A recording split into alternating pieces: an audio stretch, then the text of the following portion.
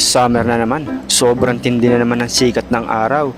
Buti na lang meron akong Shimano sunshade. Ayan o, nafi-filter niya yung pagpasok ng liwanag sa aking mata.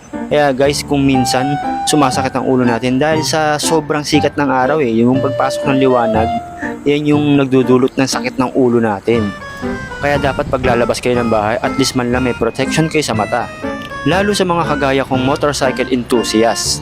At syempre, hindi lang basta protection sa mata ang kailangan natin, kundi pamporma na rin, di ba? O yan o, astig, di ba? Napaka-cool sa mata at napaka-cool sa itsura natin.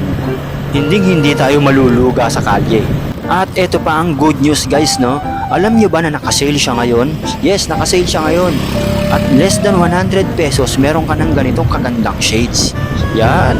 So yun, grab nyo na yung opportunity guys. Click nyo lang yung yellow basket para maka-order kayo. Dali na!